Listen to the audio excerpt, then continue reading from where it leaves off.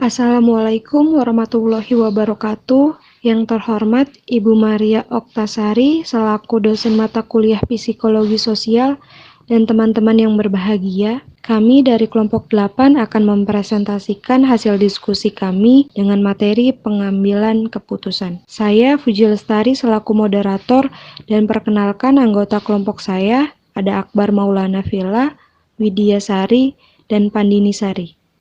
Pengambilan keputusan. Pengambilan keputusan adalah suatu proses yang menghasilkan sejumlah tindakan atau keyakinan dari beberapa kemungkinan. Tanpa proses, pengambilan keputusan mungkin sulit bagi perorangan dan terlebih lagi bagi sebuah tim. A. Pengertian pengambilan keputusan. Pengertian pengambilan keputusan. Pengambilan keputusan dapat dianggap sebagai suatu hasil atau keluaran dari proses mental atau kognitif yang membawa pada pemilihan suatu jalur tindakan di antara beberapa alternatif yang tersedia. Setiap proses pengambilan keputusan selalu menghasilkan satu pilihan final.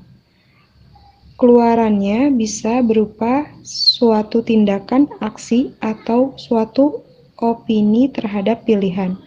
Menurut Halpern dalam Suharman tahun 2005, pengambilan keputusan ialah proses memilih atau menentukan berbagai kemungkinan di antara situasi-situasi yang tidak pasti.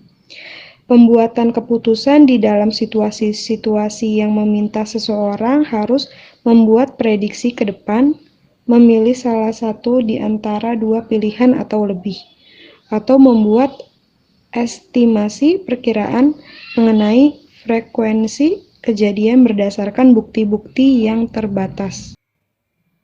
B. Gaya pengambilan keputusan pada individu.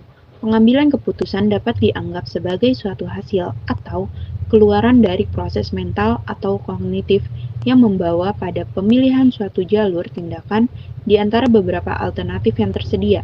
1. Keputusan dibuat untuk mencapai tujuan melalui pelaksanaan atau tindakan serta capaian.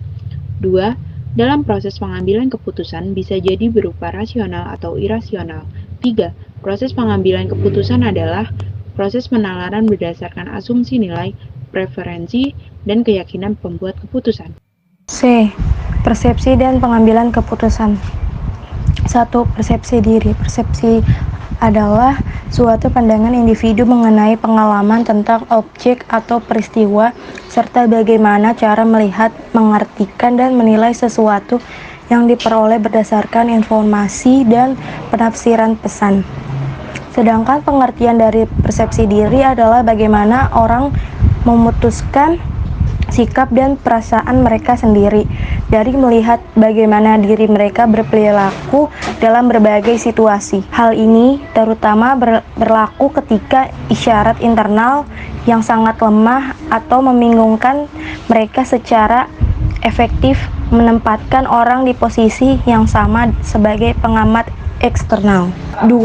Hubungan antara persepsi diri dengan pengambilan keputusan dalam menentukan tujuan. Studi persepsi diri dan pengambilan keputusan adalah dua hal yang saling berkaitan satu sama lain. Persepsi merupakan sebuah pemahaman individu dalam menentukan atau menilai maupun mengartikan sesuai berdasarkan informasi yang diterima, sedangkan keputusan adalah sebuah akhir dari proses berpikir sesuai peran masing-masing. Persepsi diri sebagai satu-satunya faktor penting dalam penilaian, pemahaman, serta penyeleksian untuk membentuk sebuah konsep pikir positif maupun negatif. D. Brainstorming. Brainstorming adalah sebuah metode yang dilakukan untuk memecahkan berbagai masalah dan menghasilkan beragam ide baru sebanyak mungkin dengan cepat. Seperti namanya, brainstorming memiliki tujuan untuk merangsang otak berpikir secara logis, spontan, dan kreatif. Beragam manfaat brainstorming: memecahkan masalah, memunculkan inovasi dan ide baru, memperjelas atau mewujudkan ide-ide yang abstrak, menyederhanakan ide yang terlalu besar dan sulit untuk dicapai, mendorong kreativitas, dan yang terakhir melatih diri untuk berpikir kritis. E. Pengaruh polarisasi kelompok. Menurut Kamus Besar Bahasa Indonesia, Polarasi berarti pembagian atas dua bagian kelompok orang yang berkepentingan yang berlawanan. Psikologi sosial kelompok dan terapan menyebutkan bahwa polarasi kelompok berarti gejala mengumpulnya pendapat kelompok pada suatu pandangan tertentu. Manfaat dari polarasi pendapat kelompok ini adalah memperkuat pandangan rata-rata kelompok sehingga tidak memecah pandangan kelompok. Mungkin nampak layak untuk berasumsi bahwa kelompok akan lebih berhati-hati dalam pembuatan keputusan dibanding individu. Sekian presentasi dari kelompok kami, kurang lebihnya mohon maaf. Wabillahi taufiq wal hidayah. Wassalamualaikum warahmatullahi wabarakatuh.